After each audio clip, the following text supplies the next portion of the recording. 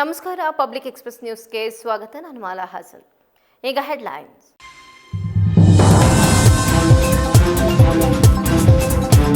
ತ್ಯಾಜ್ಯದ ತಾಣವಾಗಿರುವ ಹಾಸನದ ಐತಿಹಾಸಿಕ ದೇವಿಕೆರೆ ಕೆರೆಯ ಸುತ್ತಮುತ್ತ ಪ್ಲಾಸ್ಟಿಕ್ ಆಹಾರದ ತ್ಯಾಜ್ಯ, ಎಣ್ಣೆ ಪಾಕೆಟ್ಗಳ ರಾಶಿ. ತ್ಯಾಜ್ಯದಿಂದ ದೇವಿಕೆರೆಯ ಸ್ವಚ್ಛತೆ ಮತ್ತು ಸೌಂದರ್ಯಕ್ಕೆ ಧಕ್ಕೆ. ಜಲಚರಗಳು ಹಾಗೂ ಪಕ್ಷಿಗಳ ಜೀವಕ್ಕೂ ಅಪಾಯದ ಆತಂಕ. ತ್ಯಾಜ್ಯ ಎಸೆಯುವವರ ವಿರುದ್ಧ ಕಠಿಣ ಕ್ರಮಕ್ಕೆ ಸಾರ್ವಜನಿಕರ ಆಗ್ರಹ. ನೈಸ್ ಯೋಜನೆಯಲ್ಲಿ ರೈತರಿಗೆ ಅನ್ಯಾಯವಾಗಿದೆ ಎಂದು ಕೇಂದ್ರ ಸಚಿವ ಎಚ್.ಡಿ. ಕುಮಾರಸ್ವಾಮಿ ಆರೋಪ. ರೈತರ ಭೂಮಿ ಪಡೆದು 20 ವರ್ಷವಾದರೂ ಅನೇಕರಿಗೆ ಸೂಕ್ತ ಪರಿಹಾರ ಸಿಕ್ಕಿಲ್ಲ ಎಂದು ಆಕ್ರೋಶ. ನೈಸ್ ಯೋಜನೆಯ ಒಪ್ಪಂದದ ಸಂಪೂರ್ಣ ವಿವರವನ್ನು ಸಾರ್ವಜನಿಕರ ಮುಂದೆ ಇಡಲು ಆಗ್ರಹ.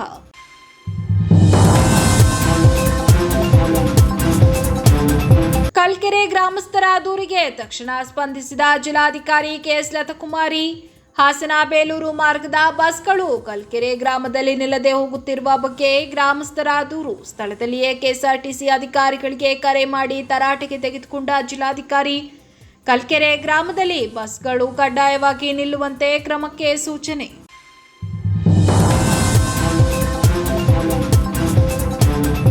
ಒಂದು ಕಾಲದಲ್ಲಿ ಹಾಸನ ನಗರದ ಹೆಮ್ಮೆ ಹಾಗೂ ಧಾರ್ಮಿಕ ನಂಬಿಕೆಯ ಪ್ರತೀಕವಾಗಿದ್ದ ಐತಿಹಾಸಿಕ ದೇವಿಗೆರೆ ಇದೀಗ ತ್ಯಾಜ್ಯದಿಂದ ತುಂಬಿಕೊಳ್ಳುತ್ತಿದೆ ಎಂಬ ಆರೋಪ ಕೇಳಿಬಂದಿದೆ.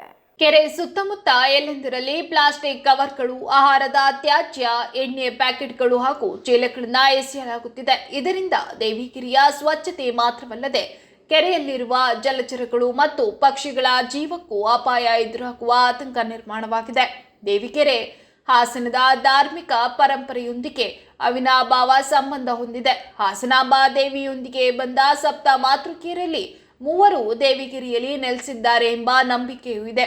ಇಂತಹ ಪವಿತ್ರ ಸ್ಥಳವೇ ಇಂದು ತ್ಯಾಜ್ಯ ವಿಲೇವಾರಿ ತಾಣದಂತಾಗಿರುವುದು ಸಾರ್ವಜನಿಕರ ಬೇಸರಕ್ಕೆ ಕಾರಣವಾಗಿದೆ. ಕೆರೆಯ ಸುತ್ತಮುತ್ತ ಸ್ವಚ್ಛತೆ ಕಾಪಾಡುವಂತೆ ಜಾಗೃತಿ ಮೂಡಿಸುವುದರ ಜೊತೆಗೆ ತ್ಯಾಜ್ಯ ಎಸೆಯುವವರ ವಿರುದ್ಧ ದಂಡ ಸೇರಿದಂತೆ ಕಠಿಣ ಕ್ರಮ ಕೈಗೊಳ್ಳಬೇಕು. ಇಲ್ಲವಾದರೆ ನಗರದ ಐತಿಹಾಸಿಕ ಹೆಗ್ಗುರುತಾಗಿರುವ ದೇವಿಗೆರೆಯ ಅಸ್ತಿತ್ವವೇ ಅಪಾಯಕ್ಕೆ ಸಿಲುಕುವ ಸಾಧ್ಯತೆ ಇದೆ. ನಮಸ್ಕಾರ ಹಾಸನ. ನಮ್ಮ ಹಾಸನದ ದೇವಿಗೆರೆಯ ಕರ್ಮಕಾಂಡ ತೋರಿಸ್ತೀನಿ ನೋಡಿ. ಕವರ್ಗಳು ಮತ್ತು ತಿಂದು ಬಂದಿರೋದೆಲ್ಲ ಇಲ್ಲೇ ಎಸೆದಿದ್ದಾರೆ. ಅಲ್ಲಿ ನೋಡಿ ಎಣ್ಣೆ ಪ್ಯಾಕೆಟ್ ಕೂಡ ಬಿದ್ದಿದೆ, ಚೀಲ ಕೂಡ ಬಿದ್ದಿದೆ. ಇದೆಲ್ಲ ಏನಿದೆ, ನಮ್ಮ ಹಾಸನ ಜನಗಳಿಗೆ ಏನು ತಲೆ ಇಲ್ವಾ ಏನಿಲ್ವಾ? ಅದಲ್ಲದೆ ನಾನು ನೋಡಿರೋ ಥರ ಮನೇಲಿ ಉಳಿದಿರೋದೆಲ್ಲ ಈ ಅನ್ನ ಅದು ಇದೆಲ್ಲ ತಂದು ಹಾಕ್ತಾ ಇರ್ತೀರಾ. ಕರೆಕ್ಟಾಗಿ ನೋಡಿ ಒಂದು ಸ್ವಲ್ಪ ಫಾಲೋ ಅಪ್ ಮಾಡಿ. ಅದಲ್ಲದೆ ನಮ್ಮ ಹಾಸನದ ಗೌರ್ಮೆಂಟ್ ಕೂಡ ಸ್ವಲ್ಪ ತಲೆ ಕೆಡಿಸ್ಕೊಬೇಕು, ನಮ್ಮ ಶಾಸಕರು ಕೂಡ ಸ್ವಲ್ಪ ತಲೆ ಕೆಡಿಸ್ಕೊಬೇಕು. ಇದೆಲ್ಲ ದಯವಿಟ್ಟು ಒಂದ್ಸಲ ನೋಡಿ. ನಮ್ಮ ಹಾಸನಕ್ಕೆ ಸೆಂಟರ್ ಅಂತ ಇರೋದೇ ಈ ದೇವಿಗೆರೆ. ಇದನ್ನು ದಯವಿಟ್ಟು ಒಂದ್ಸಲ ನೋಡಿ ಕ್ಲೀನ್ ಮಾಡಿಸಿ ಆ್ಯಂಡ್ ಇದನ್ನ ಕ್ಲೀನಾಗಿ ಫಾಲೋ ಅಪ್ ಮಾಡಿ. ನೈಸ್ ಯೋಜನೆಯ ಹೆಸರಿನಲ್ಲಿ ರೈತರ ಭೂಮಿ ಪಡೆದುಕೊಂಡು ವರ್ಷಗಳಾದರೂ ಸೂಕ್ತ ಪರಿಹಾರ ನೀಡಿಲ್ಲ. ಯೋಜನೆಗೆ ಸಂಬಂಧಿಸಿದ ಒಪ್ಪಂದದ ಷರತ್ತುಗಳನ್ನು ಉಲ್ಲಂಘಿಸಿ ಟೋಲ್ ಸಂಗ್ರಹಿಸಲಾಗುತ್ತಿದೆ ಎಂದು ಆರೋಪಿಸಲಾಗಿದ್ದು, ಸರ್ಕಾರ ಈ ವಿಚಾರದಲ್ಲಿ ಸ್ಪಷ್ಟ ನಿಲುವು ತಾಳಬೇಕು ಎಂದು ಕೇಂದ್ರ ಸಚಿವ ಎಚ್.ಡಿ. ಕುಮಾರಸ್ವಾಮಿ ಆಗ್ರಹಿಸಿದರು. ಹೊಳೆನರಸೀಪುರ ತಾಲೂಕಿನ ಹರದನಹಳ್ಳಿ ಗ್ರಾಮದಲ್ಲಿ ಇಂದು ಸುದ್ದಿಗಾರರೊಂದಿಗೆ ಮಾತನಾಡಿದ ಅವರು, ನೈಸ್ ರಸ್ತೆ, ಬಿಡದಿ ಟೌನ್ಶಿಪ್ ಯೋಜನೆ, ರೈತರ ಭೂಮಿ ಹಾಗೂ ರಾಜ್ಯದ ಅಭಿವೃದ್ಧಿ ವಿಚಾರಗಳ ಕುರಿತು ಮುಖ್ಯಮಂತ್ರಿ ಡಿ.ಕೆ. ಶಿವಕುಮಾರ್ ನೇತೃತ್ವದ ಸರ್ಕಾರದ ವಿರುದ್ಧ ತೀವ್ರ ವಾಗ್ದಾಳಿ ನಡೆಸಿದರು.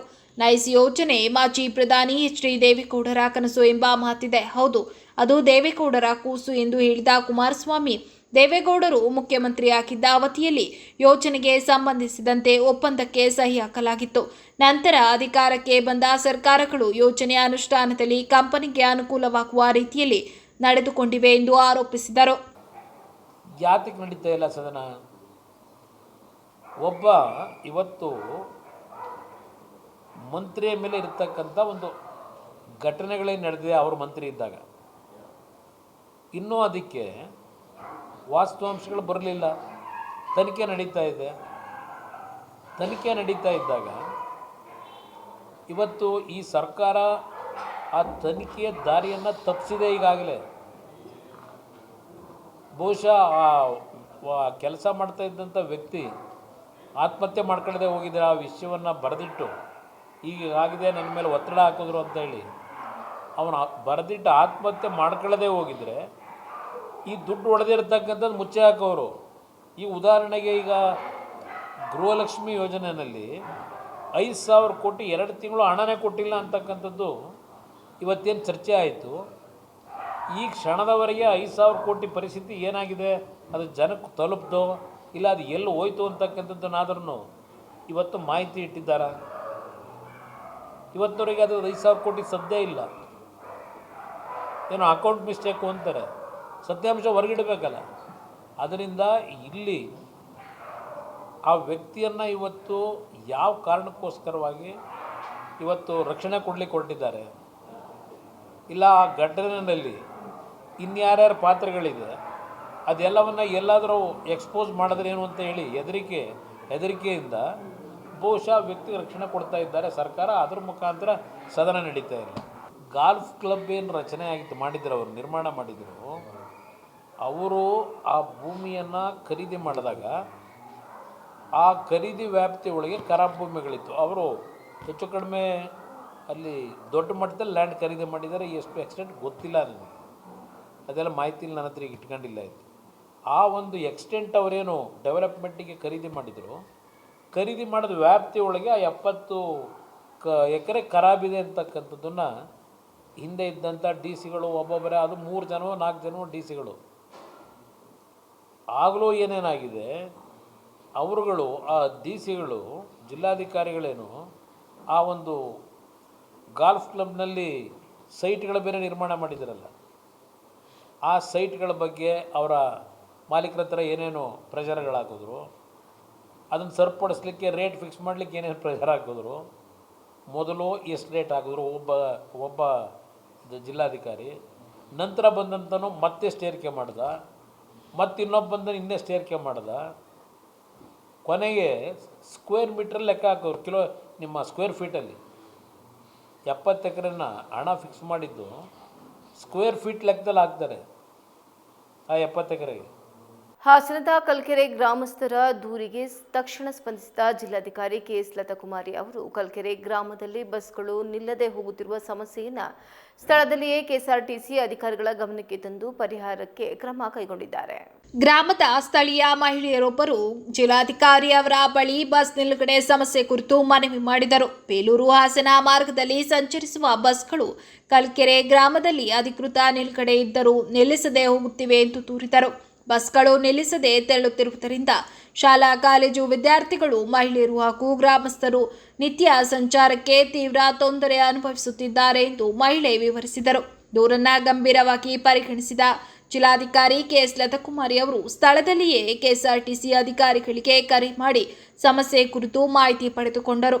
ಅಧಿಕೃತ ಬಸ್ ನಿಲುಗಡೆ ಇದ್ದರೂ ವಾಹನಗಳು ನಿಲ್ಲಿಸದೆ ಹೋಗುತ್ತಿರುವ ಬಗ್ಗೆ ಅಧಿಕಾರಿಗಳನ್ನ ತರಾಟೆಗೆ ತೆಗೆದುಕೊಂಡರು. ಗ್ರಾಮಸ್ಥರ ಅನುಕೂಲಕ್ಕಾಗಿ ಕಲ್ಕೆರೆ ಗ್ರಾಮದಲ್ಲಿ ಬಸ್ಗಳು ಕಡ್ಡಾಯವಾಗಿ ನಿಲ್ಲುವಂತೆ ಅಗತ್ಯ ಕ್ರಮ ಕೈಗೊಳ್ಳುವಂತೆ ಸಂಬಂಧಪಟ್ಟ ಅಧಿಕಾರಿಗಳಿಗೆ ಸೂಚಿಸಿದರು. ಸಾರ್ವಜನಿಕರ ಸಮಸ್ಯೆಗೆ ತಕ್ಷಣ ಸ್ಪಂದಿಸಿ ಸ್ಥಳದಲ್ಲಿಯೇ ಪರಿಹಾರಕ್ಕೆ ಕ್ರಮ ಕೈಗೊಂಡ ಜಿಲ್ಲಾಧಿಕಾರಿ ಅವರ ಕಾರ್ಯಕ್ಕೆ ಗ್ರಾಮಸ್ಥರು ಮೆಚ್ಚುಗೆ ವ್ಯಕ್ತಪಡಿಸಿದರು. ಬಸ್ ಚಾರ್ಜ್ ಕಡಿಮೆ ಅಂತ ಮಾಡ್ತಾರೆ, ತುಂಬಾ ನಮಗೆ ಮಕ್ಕಳಿಗೆ ನಮಗೆಲ್ಲ ಮಾಡ್ತಾರೆ ಸರ್. ಹಂಗಾಗಿ ನೀವೇನಾರು ಮಾಡಿ ನಮಗೆ ಕಲಿಕೆಯಲ್ಲಿ ಸ್ಟಾಪ್ ಕೊಡಬೇಕು, ಕಲಿಕೆಯಲ್ಲಿ ಬೇಕು ನಮಗೆ. ಮಕ್ಕಳುಗಳೆಲ್ಲ ಹೋಗ್ತಾರೆ, ನಾವುಗಳೆಲ್ಲ ಹೋಗ್ತೀವಿ.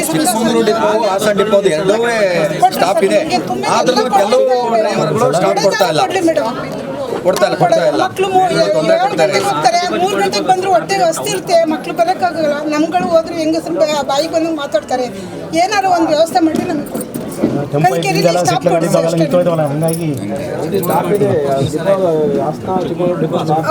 ಇವ್ರನ್ನ ಕೇಳಿ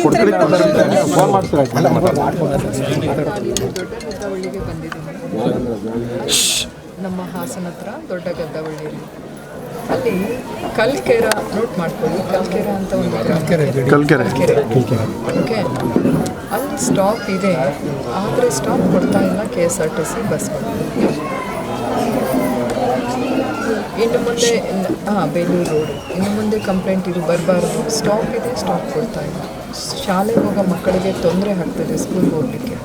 ಇನ್ನೊಂದು ಸರಿ ನೆಕ್ಸ್ಟ್ ಈ ಥರ ಕಂಪ್ಲೇಂಟ್ ಬಂದು ನಾನು ತುಂಬ ಗಂಭೀರವಾಗಿ ಪರಿಗಣಿಸಬೇಕು. ಜಸ್ಟ್ ರೆಕ್ಟಿಫೈ ಮಾಡಿ ನನಗೆ ರಿಪ್ಲೈ ಮಾಡಿ.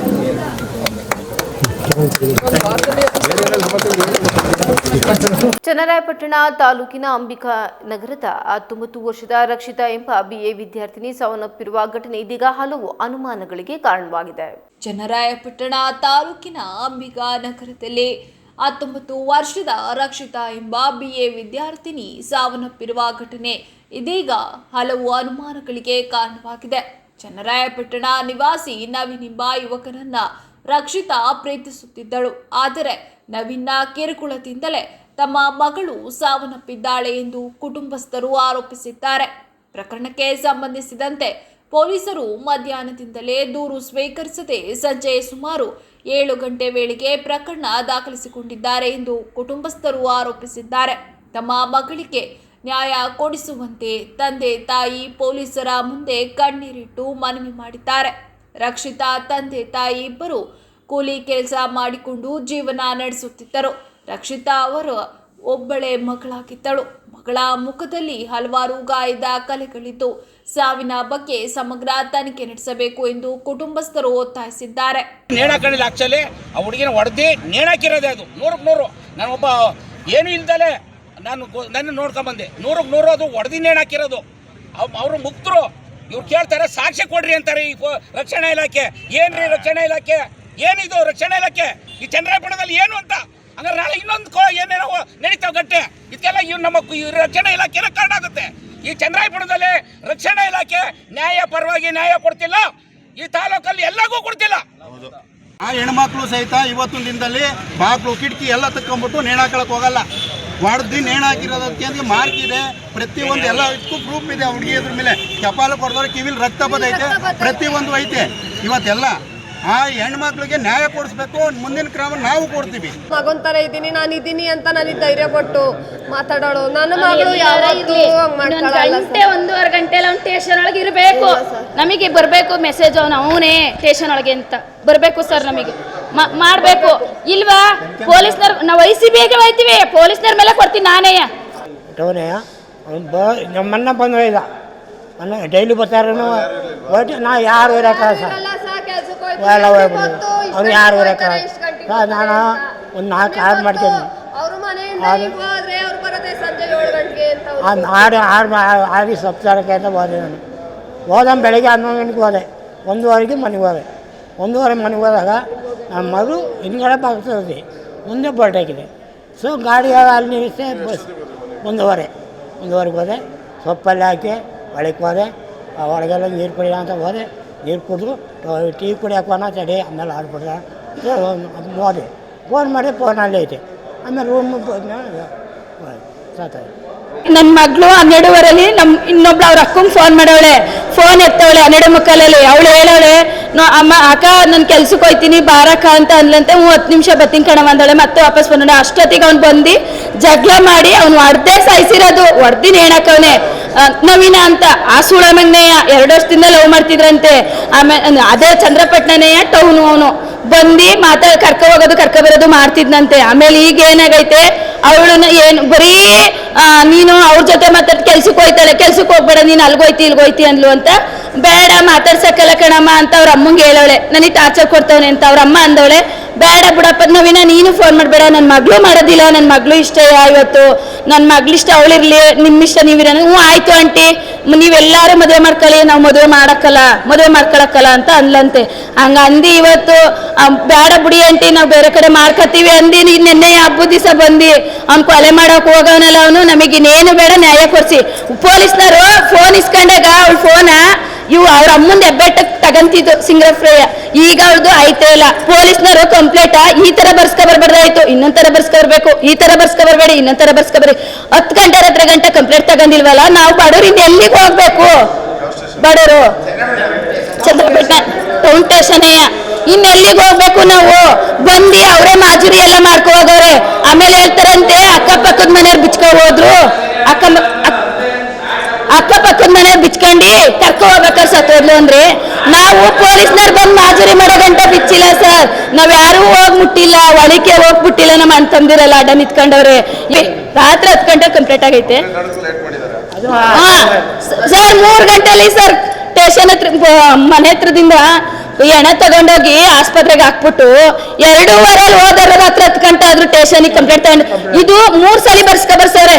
ಈ ಸರಿ ಬರ್ಸ್ಕೊ ಬಂದಿಲ್ಲ, ಇನ್ನೊಂಥರ ಬರ್ಸ್ಕೊ ಬನ್ನಿ. ಈ ಸರಿ ಬರ್ಸ್ಕೊ ಬಂದಿಲ್ಲ, ಇನ್ನೊಂಥರ ಬರ್ಸ್ಕೊ ಬನ್ನಿ. ಏನ್ ಮಾಡ್ಬೇಕು ಹೇಳಿ ನೀವೇ? ನಾವು ನಮ್ಮ ಅಣ್ಣ ಇವರು ಅವರಿಗೆ ಇವರೇ ಒಡ್ಡಾಡಿ ಇವಳು ನಮ್ಮ ಅಕ್ಕ ಅವರು ನಮ್ಮ ಅಣ್ಣ ಅವನು ಎಷ್ಟು ಓಡಾಡ್ತಾರೆ ನೀವು ನೋಡಿದ್ದೀರಾ? ಸಾಕ್ಷಿ ತಗೊಬನ್ನಿ ಅಂತಾರೆ. ಎಲ್ಲಿ ತರೋದು ಸರ್? ಸತ್ ಮನೇಲಿ ಸಾಕ್ಷಿ ಹೊಡಿಕ್ ಹೋಗೋಣ ನಾವು?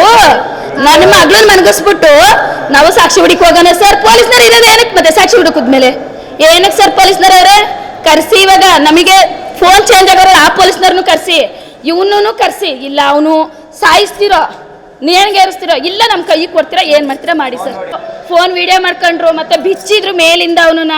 ಎಲ್ಲನೂ ಯಾರ್ಯಾರು ಮಾಡಿದ್ರು ಅವ್ರನ್ನೇ ಕರೆಸ್ತೀವಿ, ಆ ಪೊಲೀಸ್ನವ್ರನ್ನೇ ನಾವು ಹೋಯ್ತೀವಿ. ನಮಗೆ ನ್ಯಾಯ ಬೇಕು. ಮಗಳಿಗೆ ಈ ತರ ಮಾಡವನಲ್ಲ, ಇನ್ನೊಂದು ಹೆಣ್ಮಕ್ಳಿಗೆ ಆ ತರ ಆಗ್ಬಾರ್ದು.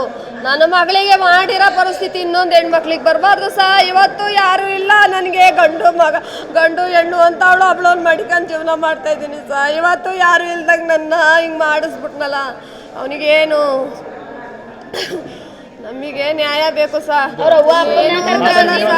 ಘಟನೆ ಖಂಡಿಸಿ ಹಲವು ಸಂಘಟನೆಗಳ ಸದಸ್ಯರು ಪೊಲೀಸ್ ಠಾಣೆ ಎದುರು ಜಮಾಯಿಸಿದ್ದು ಪರಿಸ್ಥಿತಿ ನಿಯಂತ್ರಿಸಲು ಪೊಲೀಸರು ಹರಸಾಹಸ ಪಟ್ಟಿದ್ದಾರೆ. ನನ್ನ ಮಗಳ ಸಾವಿಗೆ ನವೀನನೇ ಕಾರಣ, ಒಬ್ಬಳೇ ಮಗಳಾಗಿದ್ದಳು, ನಮಗೆ ನ್ಯಾಯ ಕೊಡಿಸಿ ಎಂದು ತಂದೆ ತಾಯಿ ಪೊಲೀಸರ ಮುಂದೆ ಕಣ್ಣೀರಿಟ್ಟಿದ್ದಾರೆ. ರಕ್ಷಿತಾ ಸಾವಿನ ನಿಜವಾದ ಕಾರಣವೇನು? ಯುವಕನ ಕಿರುಕುಳದಿಂದಲೇ ಈ ದುರ್ಘಟನೆ ಸಂಭವಿಸಿದೆಯೇ ಎಂಬುದರ ಬಗ್ಗೆ ಪೊಲೀಸರು ಸಮಗ್ರ ತನಿಖೆ ನಡೆಸಬೇಕಿದೆ. ಏನು ಬೇಕಾದ್ರೂ ಮಾಡ್ಬೋದು ಅಂದರೆ ಸಮಾಜದಲ್ಲಿ ಇಂಥ ಹೆಣ್ಮಕ್ಳಿಗೆ ಇನ್ನೂ ಬಾರಿ ಅನ್ಯಾಯ ಆಯ್ತದೆ ಆಯಿತಾ. ಇವತ್ತು ಇವನ್ನ ಖಂಡಿಸಿ ಅವನಿಗೆ ಸರಿಯಾದಿಗೆ ಶಿಕ್ಷೆ ಮಾಡಿದ್ರೆ, ನಮಗೆ ನ್ಯಾಯ ಕೊಡಿಸಿದ್ರೆ ಇಡೀ ಪ್ರಪಂಚದಲ್ಲಿ ಎಲ್ಲ ಹುಡುಗರು ಎಚ್ಚರಿಸ್ಕೋತಾರೆ. ಇಲ್ಲಿ ಜನ ಏನೂ ಆಗಲ್ಲ, ಮುಂದಕ್ಕೆ ಹೆದರಿಕೆ ಅನ್ನೋದು ಬರ್ತದೆ. ನೆನ್ನೆ ಹಬ್ಬದ ದಿವಸ ಅವ್ನು ಮಾಡಿದ್ರು ಇಷ್ಟೊತ್ತಾರು ಟೇಷನ್ಗೆ ಕರೆಸಿಲ್ಲ ಅವನ್ನ ಅಂದರೆ ಇಂಪ್ಲೆನ್ಸು ದುಡ್ಡಿದ್ರೆ ಏನು ಬೇಕಾದ್ರೂ ಮಾಡ್ಬೋದು, ಬಡವರು ಹೆಣ್ಮಕ್ಳು ಮಾಡ್ಬೋದು ಅನ್ನೋದ ಇಡೀ ಪ್ರಪಂಚದಲ್ಲೇ ಹುಡುಗರುಗಳು ತಿಳ್ಕೊತಾರೆ. ಇಂಥವು ಇನ್ನೂ ಸಾವಿರಾರು ಆಯ್ತವೆ ಈ ಪೊಲೀಸ್ನರಿಂದ. ಈಗ ಅವನ್ನ ಖಂಡಿಸಿ ಅವನಿಗೆ ನ್ಯಾಯ ಈಗ ಏನು ಅಂದರೆ ಅವನಿಗೆ ಶಿಕ್ಷೆ ಮಾಡಿ ನಮ್ಮ ತಂಗಿಗೆ ನ್ಯಾಯ ಕೊಡಿಸ್ಕೊಟ್ರೆ, ಸರಿಯಾದ ಶಿಕ್ಷೆ ಕೊಟ್ಟು ನನ್ನ ತಂಗಿಗೆ ನ್ಯಾಯ ತೋರಿಸ್ಕೊಟ್ರೆ ಎಷ್ಟೋ ಸಂಸಾರಗಳು ಉಳ್ಕೋತವೆ, ತಿಳಿದು ಹುಡುಗರುಗಳು ನಡೀತವೆ. ಮತ್ತು ನಾವು ಸಣ್ಣ ಸಮಾಜದವರು, ಮಡಿವಾಳ ಸಮಾಜದವರು ನಮಗೆ ನ್ಯಾಯ ಕೊಡಿಸ್ಬೇಕು. ಈಗ ದುಡ್ಡು ಎಲ್ಲ ಮೇನು, ಎಲ್ಲರ ತಾವು ದುಡ್ಡು ಇರ್ತದೆ. ದುಡ್ಡಿದ್ಬಿಟ್ಟು ಯಾವುದೇ ಕಾರಣಕ್ಕೂ ಹಿಂಗೆ ಒಬ್ಬರು ಜೀವ ತೆಗಿಬೋದು ಅನ್ನೋದಾದರೆ ಎಲ್ಲ ಅದೇ ಬುದ್ಧಿ ಕಲ್ತ್ಕೋತಾರೆ.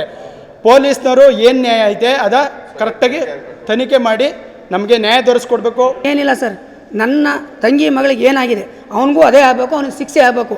ನನಗೆ ಇನ್ನೇನು ಬೇಡ, ನನಗೆ ನ್ಯಾಯ ಆಗಬೇಕಷ್ಟೇ.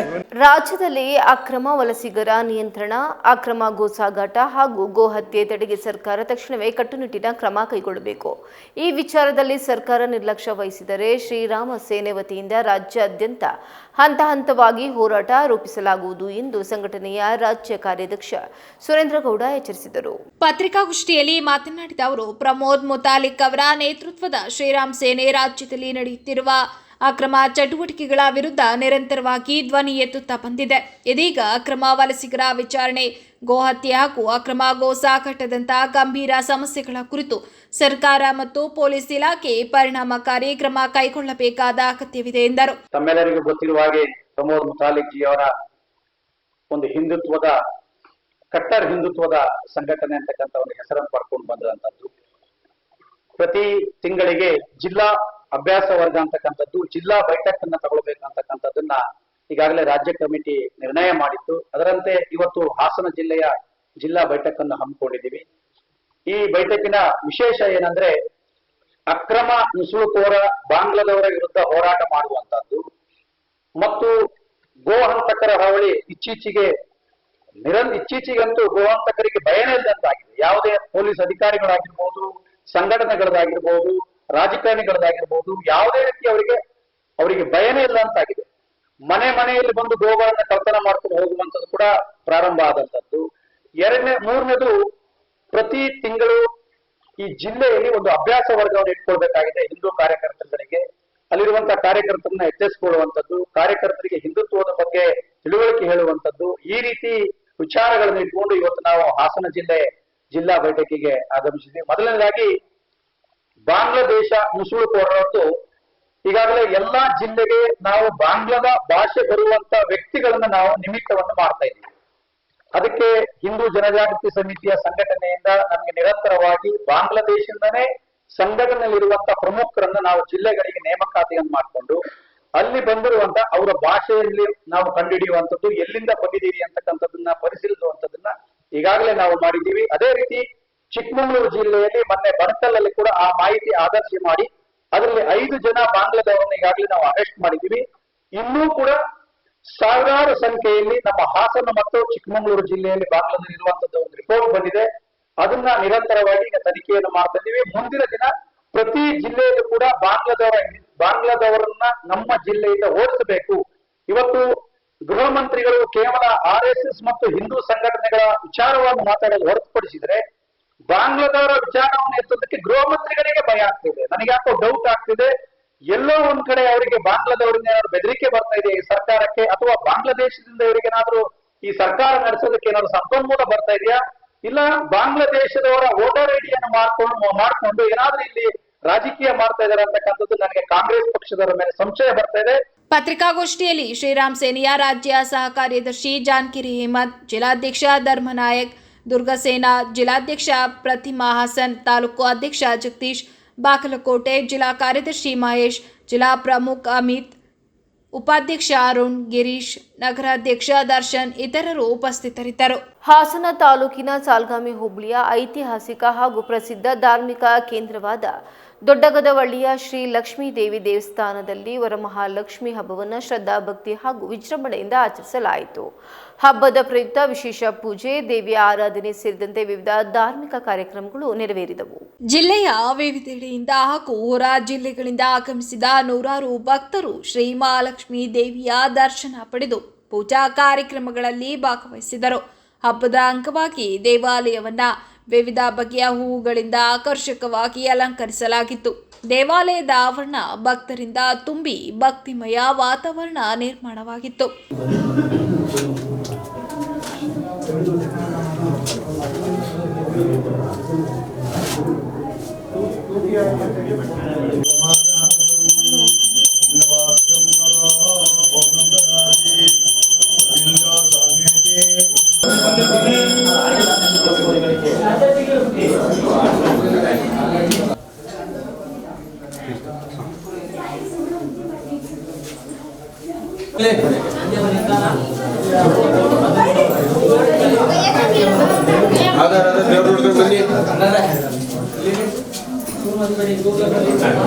ವರಮಹಾಲಕ್ಷ್ಮಿ ಹಬ್ಬದ ಪ್ರಯುಕ್ತ ದೇವಾಲಯಕ್ಕೆ ಭೇಟಿ ನೀಡಿದ ಜಿಲ್ಲಾಧಿಕಾರಿ KS ಲತಾಕುಮಾರಿ ಅವರು ವಿಶೇಷ ಪೂಜೆ ಸಲ್ಲಿಸಿ ದೇವಿಯ ದರ್ಶನ ಪಡೆದರು.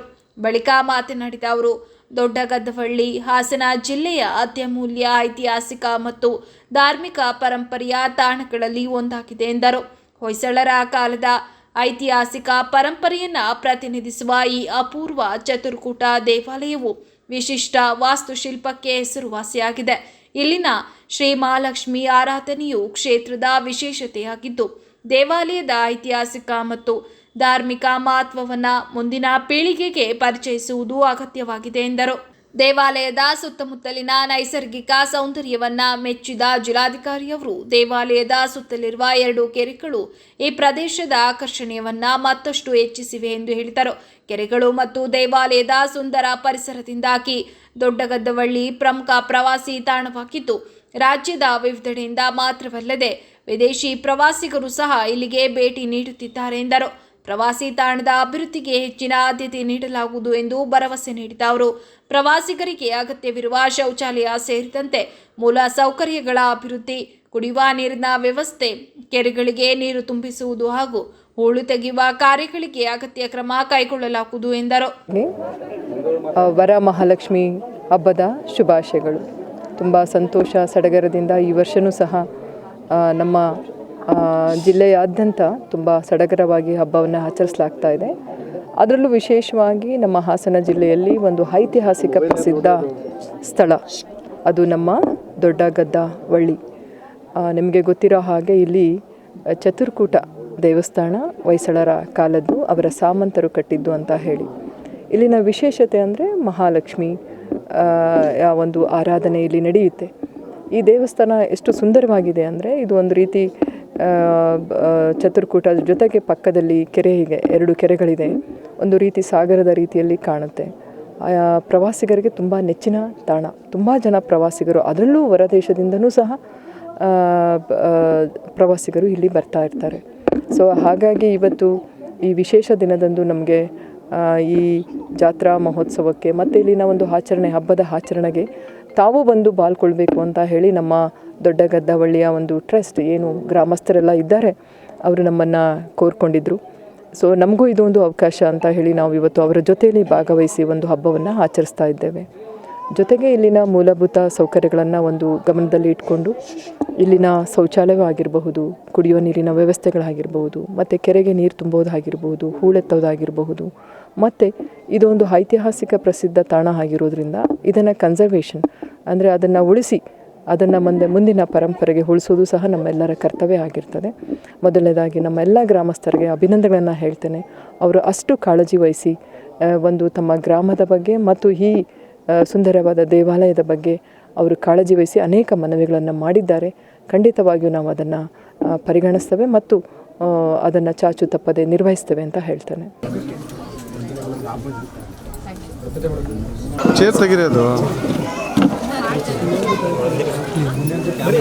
ಮಹಾಕಾಳಿ ಹೇಳಿದ್ರಿ. ಮಹಾಕಾಳಿ ನೀವು ಹೊಸ ಸ್ಟ್ಯಾಚು, ಹೊಸ ವಿಗ್ರಹ ನಮಗೆ ಬೇಡ.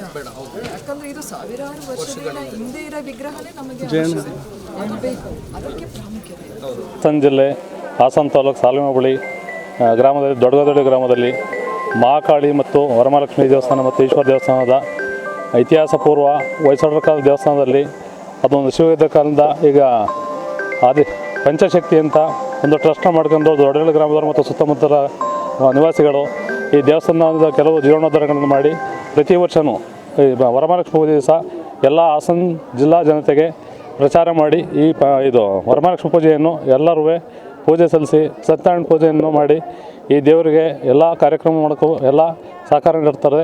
ಮತ್ತು ಈ ಗ್ರಾಮದವರಿಗೆ ಮತ್ತು ಹಾಸನ ಜಿಲ್ಲಾ ಜನತೆಗೆ ಈ ವರಮಹಾಲಕ್ಷ್ಮಿ ದೇವಿ ಮತ್ತು ಮಹಾಕಾಳಿ ಈ ಈಶ್ವರ ದೇವರು ಒಳ್ಳೆ ಆಯಸ್ಸನ್ನು ಆರೋಗ್ಯವನ್ನು ಕೊಟ್ಟು ಕಾಪಾಡಬೇಕು ಅಂತ ಕೇಳ್ಕೊಳ್ತಾ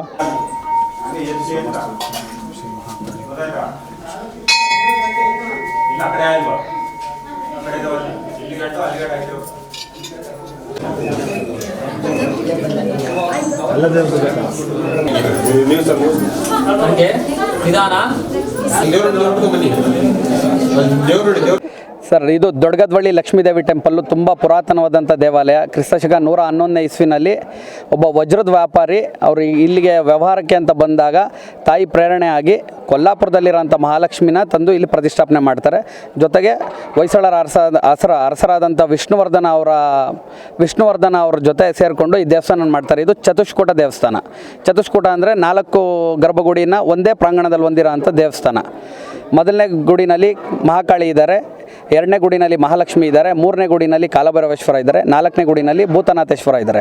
4 ಗರ್ಭಗುಡಿಗಳನ್ನ ಹೊಂದಿರೋ ಅಂಥ ಏಕೈಕ ದೇವಸ್ಥಾನ ಇರೋದು ಇದೊಂದೇ ದೊಡ್ಡಗದವಳ್ಳಿ ಮಹಾಲಕ್ಷ್ಮಿ ದೇವಸ್ಥಾನ. ಇದು ಮಹಾಲಕ್ಷ್ಮಿ ದೇವಸ್ಥಾನ ಆಗಿರೋದ್ರಿಂದ ಇಲ್ಲಿ ನಾವು ಪ್ರತಿ ವರ್ಷ ವರಮಹಾಲಕ್ಷ್ಮಿ ಹಬ್ಬಕ್ಕೆ ತುಂಬ ವಿಜೃಂಭಣೆಯಿಂದ ವರಮಹಾಲಕ್ಷ್ಮಿ ಹಬ್ಬನ ಆಚರಿಸ್ತಾ ಇದ್ದೀವಿ. ತುಂಬ ಭಕ್ತಾದಿಗಳು ಬರ್ತಾ ಇದ್ದಾರೆ. ಅನ್ನದಾಸೋಹ ಇರುತ್ತೆ. ಹಾಗೆ ಪ್ರತಿ ತಿಂಗಳು ಹುಣ್ಮೆ ಪೂಜೆ ಮಾಡ್ತಾ ಇದ್ದೀವಿ. ಹುಣ್ಮೆನಲ್ಲೂ ಸಮೇತ ಪ್ರಸಾದ ವಿನಿಯೋಗ ಮಾಡ್ತೀವಿ. ತುಂಬ ಪುರಾತನವಾದ ದೇವಸ್ಥಾನ ಆಗಿರೋದ್ರಿಂದ ಹೊರದೇಶಗಳಿಂದ ಸಮೇತ ತುಂಬ ಟೂರಿಸ್ಟ್ ಬರ್ತಾ ಇದ್ದಾರೆ. ಇದೇ ಥರ ಪ್ರತಿ ತಿಂಗಳು ಹುಣ್ಮೆ ಮತ್ತು ಹಲವಾರು ಪೂಜೆಗಳನ್ನ ಸ್ಪೆಷಲ್ ಫೆಸ್ಟಿವಲ್ಸ್ ಇದ್ದಾಗ ಅದರದ್ದು ಪೂಜೆಗಳನ್ನು ಮಾಡ್ತಾ ಇರ್ತೀವಿ. ದೇವಸ್ಥಾನ ತುಂಬ ಪುರಾತನವಾದ ದೇವಸ್ಥಾನ, ತುಂಬ ಶಕ್ತಿ ಇರೋಂಥ ದೇವಸ್ಥಾನ. ಎಲ್ಲ ಭಕ್ತಾದಿಗಳು ಬರಬೇಕು ಅಂತ ಭಕ್ತಾದಿಗಳಲ್ಲಿ ನಾವು ವಿನಂತಿ ಮಾಡ್ತೀವಿ. ಹುಣ್ಮೆ ಇರುತ್ತೆ, ಪ್ರತಿ ತಿಂಗಳು ಹುಣ್ಮೆನಲ್ಲಿ ಅನ್ನದಾಸೋಹ ಇರುತ್ತೆ. ಆದಷ್ಟು ಭಕ್ತಾದಿಗಳು ಹುಣ್ಮೆನಲ್ಲಿ ಬನ್ನಿ. ಮತ್ತು ಶುಕ್ರವಾರ ಮಂಗಳವಾರ ವಿಶೇಷವಾಗಿ ಪೂಜೆಗಳಿರುತ್ತೆ. ಮತ್ತು ಆಷಾಢದಲ್ಲಿ ಪೂಜೆಗಳಿರುತ್ತೆ. ನವರಾತ್ರಿನಲ್ಲಿ ಪೂಜೆ ಮಾಡ್ತಾ ಇದ್ದೀವಿ. ಎಲ್ಲ ಭಕ್ತಾದಿಗಳು ಬರಬೇಕು ಅಂತೇಳಿ ತಮ್ಮಲ್ಲಿ ವಿನಂತಿ ಮಾಡ್ತೀವಿ. ನಾನು ಭರತ್ ಅಂತ, ಇಲ್ಲಿ ನಮ್ಮದೊಂದು ದೊಡ್ಡಗದವಳ್ಳಿನಲ್ಲಿ ಎಲ್ಲ ಗ್ರಾಮಸ್ಥರು ಸೇರಿ ಪಂಚಶಕ್ತಿ ಜೀರ್ಣೋದ್ಧಾರ ಟ್ರಸ್ಟ್ ಅಂತ ಒಂದು ಟ್ರಸ್ಟ್ ಫಾರ್ಮೇಷನ್ ಮಾಡಿದ್ದೀವಿ. ಟ್ರಸ್ಟ್ ಥ್ರೂ ದೇವಸ್ಥಾನ ಮೇಂಟೆನೆನ್ಸ್ ಮಾಡ್ತಾ ಇದ್ದೀವಿ. ಇದು ಆರ್ಕಿಯಾಲಜಿಕಲ್ ಸರ್ವೆ ಆಫ್ ಇಂಡಿಯಾಗೆ ಬರೋ ಅಂಥ ದೇವಸ್ಥಾನ. ಬಟ್ ನಾವು ಟ್ರಸ್ಟ್ನವರು ಗ್ರಾಮಸ್ಥರೆಲ್ಲ ಸೇರಿ ಇದನ್ನು ಮೇಂಟೈನ್ ಮಾಡ್ತಾ ಇದ್ದೀವಿ. ಫಾರ್ಮೇಷನ್ ಮಾಡ್ಕೊಂಡು ಟ್ರಸ್ಟ್ ಥ್ರೂ ನಾವು ಮೇಡಮ್ ಈಗ ದೇವಿ ಈ ಥರ ವಿಶೇಷ ಪೂಜಾ ಪುನಸ್ಕಾರಗಳು ಮಾಡ್ತಾ ಇದ್ದೀವಿ. ದೇವಿಗೆ ಸರಿಯಾದ ಪೂಜೆಗಳಿರಲಿಲ್ಲ ಮೊದಲು. ಈಗ ಪ್ರತಿದಿನ ಪೂಜೆ ಆಗ್ತಾ ಇದೆ. ಭಕ್ತಾದಿಗಳು ಹೆಚ್ಚಿಗೆ ಬರ್ತಾ ಇದ್ದಾರೆ. ನಾವು ಹಲವಾರು ಮಾಹಿತಿಗಳನ್ನು ಪಡ್ಕೊಂಡು ಎಲ್ಲ ಬರೋಂಥ ಭಕ್ತಾದಿಗಳಿಗೆಲ್ಲ ವಿಚಾರಗಳನ್ನ ತಿಳಿಸ್ತಾ ಇದ್ದೀವಿ. ದೇವಸ್ಥಾನದ ಬಗ್ಗೆ, ದೇವಸ್ಥಾನದ ಹಿನ್ನೆಲೆನ ಹೇಳ್ತಾ ಇದ್ದೀವಿ. ಹಿಂದೆ ಇರಲಿಲ್ಲ ಮೇಡಮ್. ಈಗ ಹಿಂದೆ ಪೂಜೆ ಸರಿಯಾಗಿ ನಡೀತಾ ಇರಲಿಲ್ಲ. ಹಿಂದೆ ನಡೀತಾ ಇರಲಿಲ್ಲ ಮೇಡಮ್. ಪೂಜೆಗಳೆಲ್ಲ ತುಂಬ ಕಡಿಮೆ ನಡೀತಾ ಇತ್ತು. ಈಗ ನಾವೆಲ್ಲ ಟ್ರಸ್ಟು ಮತ್ತು ಗ್ರಾಮಸ್ಥರೆಲ್ಲ ಸೇರಿ ನಾವೇ ಸ್ವಂತ ಹಣ ಹಾಕಿ ನಾವೆಲ್ಲ ಮುತುವರ್ಜಿ ತಗೊಂಡು ಕೆಲಸ ಮಾಡಿ ಈಗ ದೇವಸ್ಥಾನದ ಬಗ್ಗೆ ಎಲ್ಲರಿಗೂ ಒಳ್ಳೆ ಮಾಹಿತಿಗಳನ್ನೂ ಕೊಡ್ತಾ ಇದ್ದೀವಿ. ಮತ್ತು ದೇವಸ್ಥಾನನೂ ಸ್ವಲ್ಪ ಪ್ರಸಿದ್ಧಿ ಆಗಲಿ ಅಂತ, ಪ್ರವಾಸಿಗರು ಬರ್ತಾ ಇದ್ರೆ ಪ್ರಸಿದ್ಧಿ ಆಗಲಿ ಅಂತ ಈಗೇನೆ ನಾವು ನಿಮ್ಮಂಥ ಎಲ್ಲ ಮೀಡಿಯಾದವ್ರ ಜೊತೆನೂ ಸೇರಿಕೊಂಡು ದೇವಸ್ಥಾನದ ಹಿನ್ನೆಲೆಗಳನ್ನೆಲ್ಲ ಹೇಳ್ಕೊಂಡು ವಿಶೇಷ ಪೂಜೆಗಳನ್ನ ಮಾಡಿಕೊಂಡು ದೇವಸ್ಥಾನ ಪ್ರಸಿದ್ಧಿ ಆಗೋಕ್ಕೆ ಏನು ಅವಶ್ಯಕತೆ ಇದೆಯೋ ಅದನ್ನೆಲ್ಲ ಮಾಡ್ತಾ ಇದ್ದೀವಿ. ಬಂದ ಭಕ್ತಾದಿಗಳಿಗೆ ಏನು ಪ್ರಾರ್ಥನೆ ಮಾಡ್ಕೊಂಡು ಹೋಗಿದ್ದಾರೆ ಎಲ್ಲ ಕೆಲಸಗಳು ನೆರವೇರಿದೆ. ಯಾರಿಗೆ ಮಂಗಳ ಕಾರ್ಯಗಳು ಭಾಳ ಲೇಟ್ ಆಗಿದೆ ಮತ್ತು ಸಂತಾನ ಪ್ರಾಪ್ತಿ ಆಗಿರಲ್ಲ, ಇವರಿಗೆಲ್ಲ ಇಲ್ಲಿ ಪ್ರಾರ್ಥನೆ ಮಾಡ್ಕೊಂಡು ಎಲ್ರಿಗೂ ಅನುಕೂಲ ಇದೆ. ದಿನೇ ದಿನೇ ಅಭಿವೃದ್ಧಿ ಅಂತ ದೇವಸ್ಥಾನ ಇಲ್ಲಿ ಯಾವುದೇ ಅವ್ಯವಹಾರ ನಡೆಯುವುದಿಲ್ಲ. ಕ್ಲೀನಾಗಿ ಪೂಜೆ ಮಾಡಿಕೊಂಡು ಎಲ್ಲ ಭಕ್ತಾದಿಗಳು ಸ್ವಂತ ಇಚ್ಛೆಯನ್ನು ಮಾಡ್ಕೊಂಡು ಹೋಗ್ತಾ ಇದ್ದೀವಿ. ಇನ್ನು ಗ್ರಾಮ ಅಭಿವೃದ್ಧಿ ಬೆಳೀಲಿ ಅಂತ ಲಕ್ಷ್ಮೀ ಕೃಪಾಕ್ಷ ಪ್ರಾರ್ಥನೆ ಮಾಡ್ಕೊತೀವಿ. ಹೊಯ್ಸಳರ ಶೈಲಿಯ ಮೊಟ್ಟ ಮೊದಲನೇ ದೇವಸ್ಥಾನ ದೊಡ್ಡಗದೊಳ್ಳಿ ಅಂತ ಚತುಷ್ಕೋಟ ದೇವಸ್ಥಾನ. 4 ಗರ್ಭಗುಡಿ ಇರೋಂಥದ್ದು ನಮ್ಮ ಕರ್ನಾಟಕದಲ್ಲೇ ಇಲ್ಲ. ಇಲ್ಲಿ ವಿಶೇಷತೆ ಏನು ಅಂದರೆ ಲಕ್ಷ್ಮಿ, ಕಾಳಿ, ವಿಷ್ಣು, ಶಿವನ 4 ಚತುಷ್ಕೋಟ ದೇವಸ್ಥಾನ ನೋಡ್ಬೋದು. ಇಲ್ಲಿ ಶಿವನ ಎದುರುಗಡೆ ಲಕ್ಷ್ಮಿ, ಕಾಳಿ ಎದುರುಗಡೆ ವಿಷ್ಣು ವಿಶೇಷವಾಗಿದ್ದು. ಯಾಕೆ ಆ ಥರ ಸ್ಥಾಪನೆ ಮಾಡಿದ್ದಾರೆ ಅಂದರೆ, ಶಿವನ ಎದುರುಗಡೆ ಲಕ್ಷ್ಮಿ ಯಾಕೆ ಸ್ಥಾಪನೆ ಮಾಡಿದ್ದಾರೆ ಅಂದರೆ ಒಂದು ಕೋಪನ ಕಂಟ್ರೋಲ್ ಮಾಡೋದಕ್ಕೋಸ್ಕರ ಶಿವನ, ಅಲ್ಲಿ ವಿಷ್ಣು ಎದುರುಗಡೆ ಕಾಳಿನ ಯಾಕೆ ಕೋಪನ ಅಂದರೆ ವಿಗ್ರಹನ ಸ್ಥಾಪನೆ ಮಾಡಿದ್ದಾರೆ ಅಂದರೆ ಇದು ಕಾಳಿನ ಒಂದು ಕೋಪ ಕಂಟ್ರೋಲ್ ಮಾಡೋದಕ್ಕೆ ವಿಷ್ಣು ಸ್ಥಾಪನೆ ಮಾಡಿದ್ದಾರೆ. ನಿಮಗೆ ಮಹಾರಾಷ್ಟ್ರ ಕೊಲ್ಲಾಪುರ ಬಿಟ್ಟರೆ ನಿಂತಿರುವಂಥ ಲಕ್ಷ್ಮಿ ನಮ್ಮ ಇಡೀ ವರ್ಲ್ಡಲ್ಲೇ ಎಲ್ಲೂ ಇಲ್ಲ. ತುಂಬ ವಿಶೇಷವಾಗಿದ್ದು ಶಂಖಚಕ್ರ, ಗದೆ, ಆಮೇಲೆ ವಿಷ್ಣು ಚಕ್ರನ ಹಿಡ್ಕೊಂಡು ನಿಂತಿರುವಂಥದ್ದು ಅಭಯಸ್ಥ. ಅಂದರೆ ಏನೇ ಕೇಳ್ಕೊಳ್ಳೋಕ್ಕಿಂತ ಮುಂಚೆನೇ ಒಂದು ವರವಾಗಿ ನಮಗೆ ಸಿಗುವಂಥದ್ದು ತುಂಬ ಶಕ್ತಿ ಇರುವಂಥ ದೇವಸ್ಥಾನ ಮಹಾಲಕ್ಷ್ಮಿದು.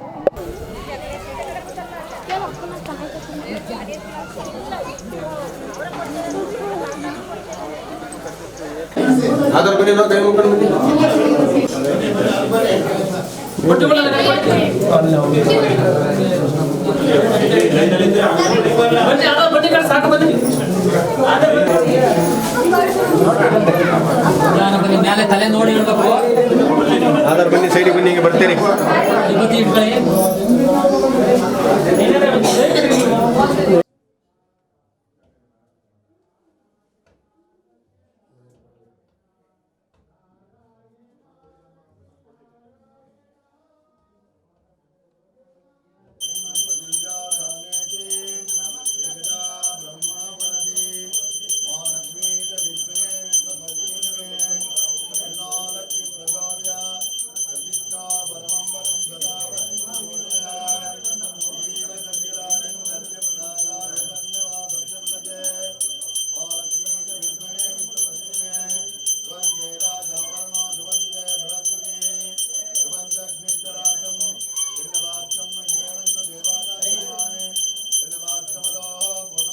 ಹೊಸ ಸರ್ಕಾರ ರಚನೆಯಾಗಿ ವಿಧಾನಸಭಾ ಅಧಿವೇಶನ ನಡೆಯುತ್ತಿರುವ ಹಿನ್ನೆಲೆಯಲ್ಲಿ ಅಂಗನವಾಡಿ ಕಾರ್ಯಕರ್ತೆಯರು ಮತ್ತು ಸಹಾಯಕಿಯರ ನ್ಯಾಯಯುತ ಬೇಡಿಕೆಯನ್ನು ಈಡೇರಿಸುವಂತೆ ಆಗ್ರಹಿಸಿ ಆಗಸ್ಟ್ 25ರಂದು ರಾಜ್ಯದ ಎಲ್ಲ ಜಿಲ್ಲಾ ಕೇಂದ್ರದಲ್ಲಿ ಜಿಲ್ಲಾಧಿಕಾರಿಗಳ ಕಚೇರಿ ಎದುರು ಹೋರಾಟ ನಡೆಸಲು ರಾಜ್ಯ ಸಮಿತಿ ತೀರ್ಮಾನಿಸಿದೆ ಎಂದು ಕರ್ನಾಟಕ ರಾಜ್ಯ ಅಂಗನವಾಡಿ ಕಾರ್ಯಕರ್ತೆಯರ ಮತ್ತು ಸಹಾಯಕಿಯರ ಫೆಡರೇಷನ್ ಜಿಲ್ಲಾ ಖಜಾಂಚಿ ಪಿಡಿ ನಾಗರತ್ನ ತಿಳಿಸಿದರು.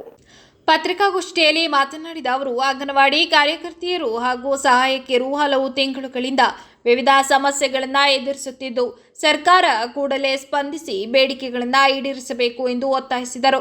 2-3 ತಿಂಗಳುಗಳಿಂದ ಬಾಕಿ ಇರುವ ಗೌರವಧನವನ್ನು ತಕ್ಷಣ ಬಿಡುಗಡೆ ಮಾಡಬೇಕು.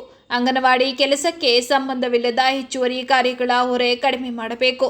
ವಿಶೇಷವಾಗಿ ಎಸ್ಐಆರ್ ಸಮೀಕ್ಷೆ, ಮನೆ ಮನೆಗೆ ಜಾತಿ ಪ್ರಮಾಣ ಪತ್ರ ವಿತರಣೆ, ಗೃಹಲಕ್ಷ್ಮಿ ಸಮೀಕ್ಷೆ ಸೇರಿದಂತೆ ವಿವಿಧ ಇಲಾಖೆಗಳ ಕೆಲಸಗಳನ್ನು ಅಂಗನವಾಡಿ ಕಾರ್ಯಕರ್ತೆಯರಿಗೆ ವಹಿಸುವುದನ್ನು ನಿಲ್ಲಿಸಬೇಕು ಎಂದು ಆಗ್ರಹಿಸಿದರು. 11ನೇ ವೇತನ ಆಯೋಗದ ಶಿಫಾರಸುಗಳನ್ನು ಜಾರಿಗೊಳಿಸುವುದರ ಜೊತೆಗೆ ಗ್ರ್ಯಾಚ್ಯುಟಿ ಸೇರಿದಂತೆ ಬಾಕಿ ಇರುವ ಸೌಲಭ್ಯಗಳನ್ನು ನೀಡಬೇಕು. ಪ್ರಭಾರ ಭತ್ಯೆ ಹಾಗೂ ತುಟ್ಟಿ ಭತ್ಯೆಯನ್ನು ಹೆಚ್ಚಿಸಬೇಕು. ಅಂಗನವಾಡಿ ಕಾರ್ಯಕರ್ತರು ಮತ್ತು ಸಹಾಯಕಿಯರಿಗೆ ಋತುಚಕ್ರದ ರಜೆ ಹಾಗೂ ಸಂಬಳ ಸಹಿತ ವೈದ್ಯಕೀಯ ರಜೆ ನೀಡುವಂತೆ ಸರ್ಕಾರ ಕ್ರಮ ಕೈಗೊಳ್ಳಬೇಕು ಎಂದು ಆಗ್ರಹಿಸಿದರು. 2026ರಂದು ಈ ಹಾಸನ ಜಿಲ್ಲೆಯಲ್ಲಿ ಮುಷ್ಕರ ಇಟ್ಕೊಂಡಿದ್ದೀವಿ. ಹಲವಾರು ಬಾರಿ ಬೇಡಿಕೆಗಳನ್ನು ಇಟ್ಟು ಸಮೇತ ನಮಗೆ ಯಾವುದೂ ಸೌಲಭ್ಯಗಳು ಆಗಿಲ್ಲ. ಈಗ ನಾವು ಮೊದಲನೇದಾಗಿ 6ನೇ ಗ್ಯಾರಂಟಿ ನಮಗೆ ಪ್ರಿಯಾಂಕಾ ಗಾಂಧಿ ಅವರು ಆಶ್ವಾಸನೆ ಕೊಟ್ಟಿದ್ರೆ ವಿನಃ ಅದು ಜಾರಿಗೆ ಬರಲಿಲ್ಲ. ಅದು ನಮ್ಗೆ ಆಗಬೇಕು. ಅಂಗನವಾಡಿಗಳಲ್ಲಿ ಸುದೀರ್ಘವಾಗಿ 2011ರಿಂದ ನಿವೃತ್ತಿ ಪಡೆದಿರ್ತಕ್ಕಂಥ ಅಂಗನವಾಡಿ ಕಾರ್ಯಕರ್ತೆಯರಿಗೆ ಇದುವರೆಗೂ ಗ್ರ್ಯಾಜುಟಿಯನ್ನ ಜಾರಿಗೊಳಿಸಲಿಲ್ಲ. ಅದಾಗಬೇಕು.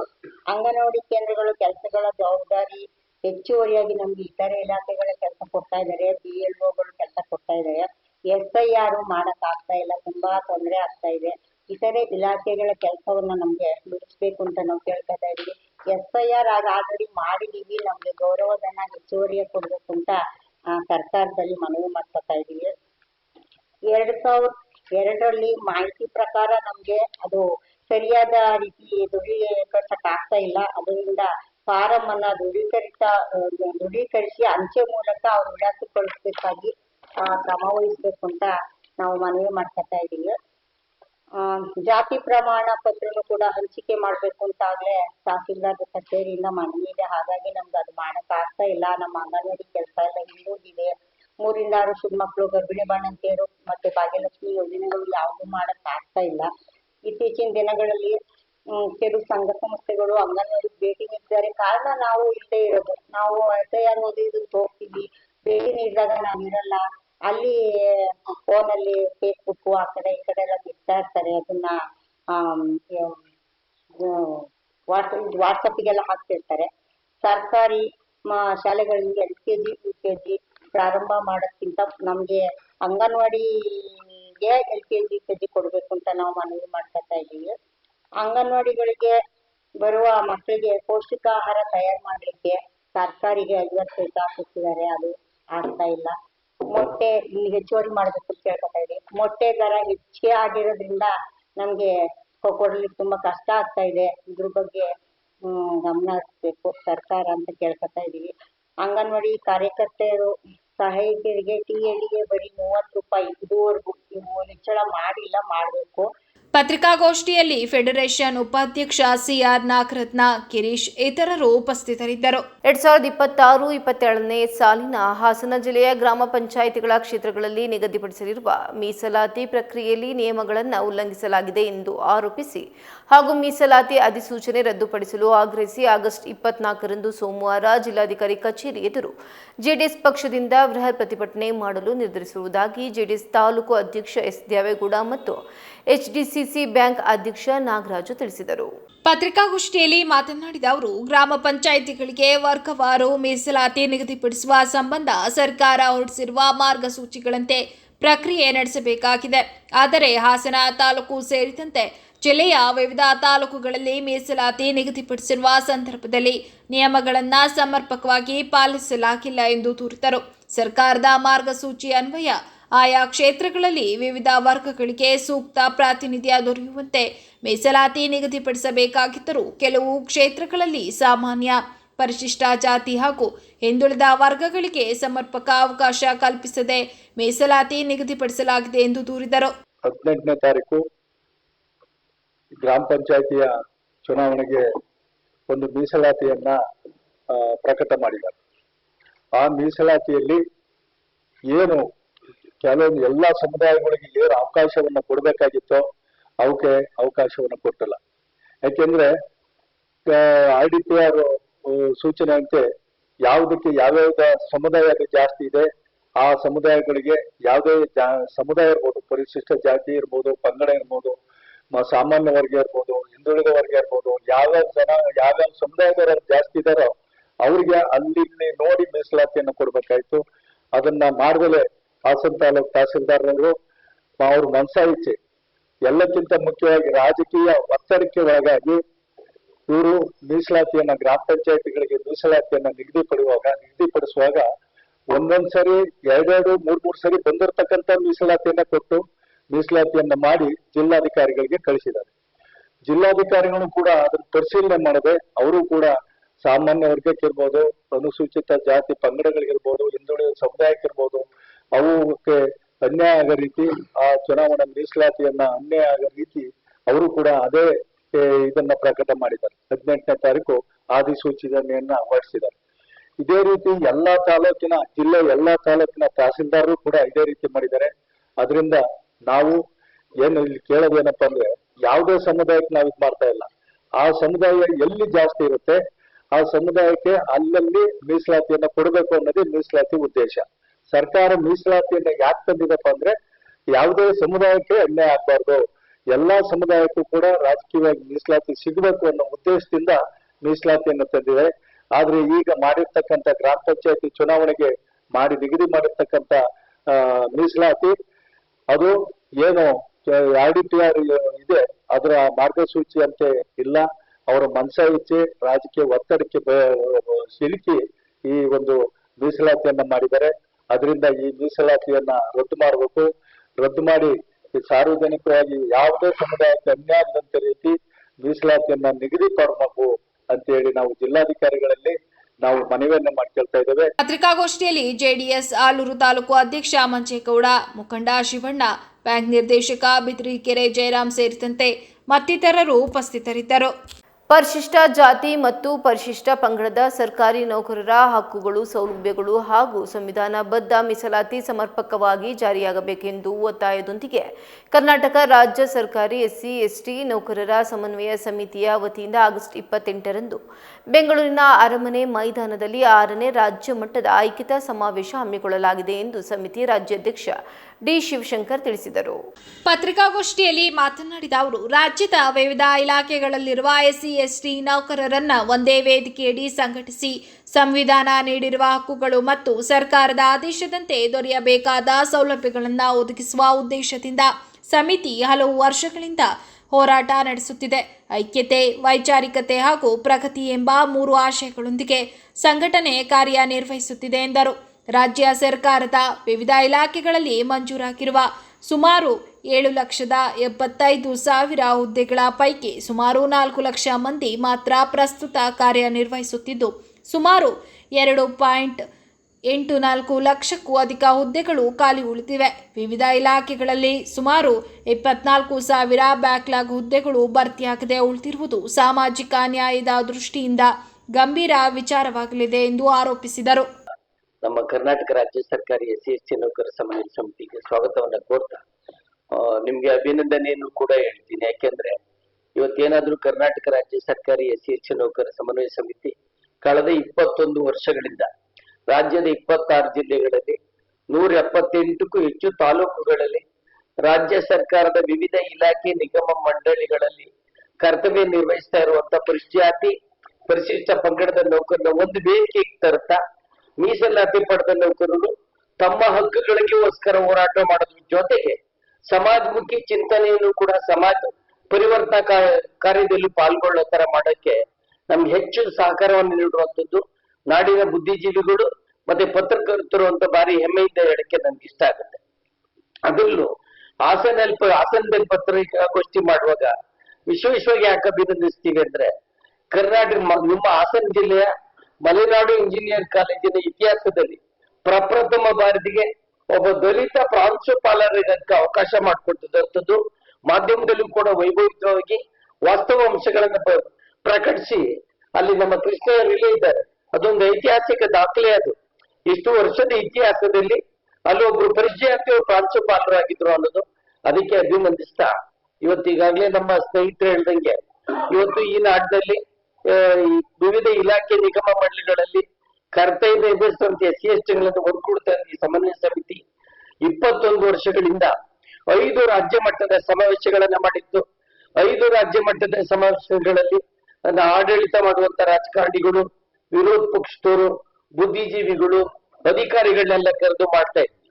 ಈಗ ಏನಾಗಿದೆ, 6ನೇ ಸಮಾವೇಶವನ್ನ ಇದೇ 28ನೇ ತಾರೀಕು 8ನೇ ತಿಂಗಳು 26ನೇ ಇಸ್ವಿ ಶೃಂಗಾರ್ ಪ್ಯಾಲೇಸ್ 8ನೇ ಗೇಟ್ ಇದು ಅರಮನೆ ರಸ್ತೆಯಲ್ಲಿ ಮಾಡ್ತಾ ಇದ್ದೀವಿ. ಈ ಐಕ್ಯತಾ ಸಮಾವೇಶ ಕರ್ನಾಟಕ ರಾಜ್ಯ ಸರ್ಕಾರದ ಪ್ರಜಾತಿ ಜಾಗೃತ ನೌಕರರ 6ನೇ ಐಕ್ಯತಾ ಸಮಾವೇಶ ಅಂತೇಳಿ ಇಟ್ಕೊಂಡಿದ್ದೀವಿ. ಈ ಸಮಾವೇಶವನ್ನ ಮಾಡೋದ್ರ ಮೂಲಕ ಒಂದು ನಮ್ಮ ಐಕ್ಯತೆ ಪ್ರದರ್ಶನವನ್ನ ಮಾಡೋದು, ಮತ್ತೆ ಇನ್ನೂ ಕೂಡ ಸಂವಿಧಾನ ಬಂದು 76 ವರ್ಷ ಆದ್ರೂ, ಸ್ವತಂತ್ರ ಬಂದು 80 ವರ್ಷ ಆದ್ರೂ ಕೂಡ ಎಲ್ಲೋ ಒಂದ್ ಕಡೆ ಸಂವಿಧಾನದ ಆಶಯಗಳು ನಮ್ಮ ನಿರೀಕ್ಷೆ ಮಟ್ಟದಲ್ಲಿ ಈಡೇರಿಲ್ಲ ಅನ್ನೋದು ಕೂಡ ತಮ್ಗೆಲ್ಲರಿಗೂ ಕೂಡ ಎಲ್ಲರಿಗೂ ಕೂಡ ಗೊತ್ತಿದೆ. ನಮ್ಮ ಸಂವಿಧಾನಬದ್ಧ ಹಕ್ಕುಗಳ ಉಳಿವಿಗಾಗಿ ಮುಂದಿನ ಪೀಳಿಗೆ ರಕ್ಷಣೆಗಾಗಿ ಅಂತ ಸಮಾವೇಶವನ್ನ ಮಾಡ್ತಾ ಇದ್ದೀವಿ. ಜೊತೆಗೆ ಈ ಸಮಾವೇಶದಲ್ಲಿ ರಾಜ್ಯ ಸರ್ಕಾರಕ್ಕೆ ಹಲವಾರು ಮನವಿಗಳನ್ನು ಕೂಡ ಸಲ್ಲಿಸ್ತಾ ಇದ್ದೀವಿ. ಈಗಾಗಲೇ ರಾಜ್ಯ ಸರ್ಕಾರದಲ್ಲಿ ಬ್ಯಾಕ್ಲಾಗ್ ಹುದ್ದೆಗಳ ಭರ್ತಿ ಕುರಿತಂತೆ ಕಳೆದ 25 ವರ್ಷಗಳಿಂದ ಹೋರಾಟ ನಡೀತಿದೆ. ಅಂದ್ರೆ 2001ರಿಂದಲೂ ಕೂಡ ಬ್ಯಾಕ್ಲಾಗ್ ಹುದ್ದೆಗಳ ಭರ್ತಿ ಕುರಿತಂತೆ ಒಂದು ಸುತ್ತೋಲೆ ಬಿಟ್ಟರು ಕೂಡ ಇವತ್ತು ಕೂಡ ಪರಿಪೂರ್ಣವಾಗಿ ಭರ್ತಿ ಆಗಿಲ್ಲ ಅಂತ ಹೇಳೋದಕ್ಕೆ ವಿಷಾದ ಆಗುತ್ತೆ. ಅದೇ ತರ ರಾಜ್ಯ ಸರ್ಕಾರದ ಖಾಲಿ ಹುದ್ದೆಗಳು ಅದು ಏನಾಗುತ್ತೆ, ಯಾವುದೇ ಸರ್ಕಾರ ಬಂದ್ರೂ ಕೂಡ ಸಂವಿಧಾನದ ಏನ್ ನಿರ್ದೇಶಕ ತತ್ವಗಳಿವೆ, ಡೈರೆಕ್ಟಿವ್ ಪ್ರಿನ್ಸಿಪಲ್ಸ್ ಇದೆ, 31ರಿಂದ 51 ಇರುವಂತಹ ಪ್ರಿನ್ಸಿಪಲ್ಗಳ ಅಡಿಯಲ್ಲಿ ಜನಪರ ಕಾರ್ಯಕ್ರಮಗಳನ್ನ ಸಾಮಾಜಿಕ, ಆರ್ಥಿಕ, ಶೈಕ್ಷಣಿಕ ಅಭಿವೃದ್ಧಿಗೆ ತರ್ತವೆ. ಅದನ್ನ ಪ್ರತಿಯೊಬ್ಬರು ಕೂಡ ಸ್ವಾಗತವನ್ನ ಮಾಡಬೇಕಾಗಿದೆ. ಪತ್ರಿಕಾಗೋಷ್ಠಿಯಲ್ಲಿ ಸಮಿತಿ ರಾಜ್ಯ ಪ್ರಧಾನ ಕಾರ್ಯದರ್ಶಿ ಎಸ್ ವಿಜಯಕುಮಾರ್, ಶಿವಕುಮಾರ್, ಅಧ್ಯಕ್ಷ ಕಾಳಿಯ, ಅತ್ನಿ ಕೃಷ್ಣಯ್ಯ, ಉಪಾಧ್ಯಕ್ಷ ಜಯರಾಮ್ ಇತರರು ಉಪಸ್ಥಿತರಿದ್ದರು. ಮಾನವನ ದುರಾಸೆ ಹಾಗೂ ಇನ್ನೊಬ್ಬರ ಹಕ್ಕುಗಳನ್ನು ಕಸಿಯುವುದರಿಂದ ವ್ಯಾಜ್ಯಗಳು ಉದ್ಭವವಾಗುತ್ತವೆ. ಅಂತಹ ವ್ಯಾಜ್ಯಗಳನ್ನು ಪ್ರಾರಂಭಿಕ ಹಂತದಲ್ಲಿಯೇ ಮುಕ್ತಾಯಗೊಳಿಸಿಕೊಳ್ಳಲು ಪ್ರಯತ್ನಿಸಬೇಕು. ಜಗಳವಿಲ್ಲದ ಕುಟುಂಬ, ಗ್ರಾಮ ಇರಲು ಸಾಧ್ಯವಿಲ್ಲ. ಆದರೆ ಅದು ಸುಖಾಂತ್ಯದಲ್ಲಿ ಮುಕ್ತಾಯಗೊಳ್ಳಬೇಕು. ಯಾವುದೇ ವೈಮನಸ್ಸನ್ನು ಮುಂದುವರಿಸಬಾರದು. ಈ ನಿಟ್ಟಿನಲ್ಲಿ ಇಲಾಖೆಗಳು ಪ್ರಮುಖ ಪಾತ್ರ ವಹಿಸಬೇಕು ಎಂದು ಪ್ರಧಾನ ಜಿಲ್ಲಾ ಮತ್ತು ಸತ್ರ ನ್ಯಾಯಾಧೀಶರಾದ ಹೇಮಾವತಿ ಅವರು ತಿಳಿಸಿದರು. ಜಿಲ್ಲಾ ಕಾನೂನು ಸೇವೆಗಳ ಪ್ರಾಧಿಕಾರ ಹಾಸನ, ವಕೀಲರ ಸಂಘ, ಜಿಲ್ಲಾಡಳಿತ, ಜಿಲ್ಲಾ ಪಂಚಾಯತ್, ಪೊಲೀಸ್ ಇಲಾಖೆ, ಸಾರ್ವಜನಿಕ ಶಿಕ್ಷಣ ಇಲಾಖೆ, ಕಾರ್ಮಿಕ ಇಲಾಖೆ, ಕೃಷಿ ಇಲಾಖೆ, ತೋಟಗಾರಿಕೆ ಇಲಾಖೆ ಹಾಗೂ ಹೇರಕು ಗ್ರಾಮ ಪಂಚಾಯಿತಿ ಇವರುಗಳ ಸಂಯುಕ್ತಾಶ್ರಯದಲ್ಲಿ ವ್ಯಾಜ್ಯ ಮುಕ್ತ ಗ್ರಾಮದ ಪರಿಕಲ್ಪನೆ, ಸರ್ಕಾರಿ ಯೋಜನೆಗಳು ಹಾಗೂ ಜಾಗೃತಿ ಯೋಜನೆ ಕುರಿತು ಕಾನೂನು ಅರಿವು ನೆರವು ಕಾರ್ಯಕ್ರಮವನ್ನು ಉದ್ಘಾಟಿಸಿ ಮಾತನಾಡಿದ ಪ್ರಧಾನ ಜಿಲ್ಲಾ ಮತ್ತು ಸತ್ರ ನ್ಯಾಯಾಧೀಶರಾದ ಹೇಮಾವತಿ ಅವರು, ಪರಸ್ಪರ ಹೊಂದಾಣಿಕೆ, ವಿಶ್ವಾಸ, ನಂಬಿಕೆಗಳು ಇದ್ದಾಗ ಮಾತ್ರ ವ್ಯಾಜ್ಯವಿಲ್ಲದೆ ಬದುಕಲು ಸಾಧ್ಯವಿದೆ. ತನ್ನಂತೆ ಪರರ ಬಗೆದಡೆ ಎಲ್ಲರೂ ವ್ಯಾಜ್ಯವಿಲ್ಲದೆ ಸೌಹಾರ್ದತೆಯಿಂದ ಬಾಳಬಹುದು. ಗ್ರಾಮಗಳಲ್ಲಿ ಉದ್ಭವಿಸುವ ಸಿವಿಲ್ ವ್ಯಾಜ್ಯಗಳು ಸೌಹಾರ್ದಯುತವಾಗಿ ಪ್ರಾರಂಭಿಕ ಹಂತದಲ್ಲಿಯೇ ಮುಕ್ತಾಯಗೊಳ್ಳಬೇಕು. ಎಲ್ಲರೂ ಹೃದಯ ವೈಶಾಲ್ಯತೆಯಲ್ಲಿ ಬದುಕಬೇಕು. ಪ್ರತಿಯೊಬ್ಬರೂ ಪರಸ್ಪರರನ್ನ ಗೌರವಿಸುವ ಗುಣ ಅಳವಡಿಸಿಕೊಳ್ಳಬೇಕು. ಆಗ ಮಾತ್ರ ವ್ಯಾಜ್ಯ ಮುಕ್ತ ಗ್ರಾಮದ ಪರಿಕಲ್ಪನೆ ಸಾಕಾರಗೊಳ್ಳುತ್ತದೆ ಎಂದರು. ವ್ಯಾಜ್ಯ ಮುಕ್ತ ಪರಿಕಲ್ಪನೆ ಅಂತ ಹೇಳಿದ್ರೆ ಯಾವ ಸರ್ಕಾರಿ ಶಾಲೆಯವರ, ಸರ್ಕಾರಿ ಶಾಲೆ ಮಕ್ಕಳ? ಆಯ್ತು, ಒಬ್ಬರು ಎದ್ದು ನಿಂತು ಹೇಳಿ ಯಾರದು. ನೀ ಹೇಳಪ್ಪ, ಏನು ವ್ಯಾಜ್ಯ ಮುಕ್ತ ಪರಿಕಲ್ಪನೆ ಅಂತ ಹೇಳಿದ್ರು? ನಿನ್ಗೆ ಮುಂದೆ ಬಾ. ಜಗಳ ಇಲ್ಲದ ಗ್ರಾಮ. ಆಮೇಲೆ ಜಗಳ ಏನಕ್ಕೆ ಬರಬೇಕು?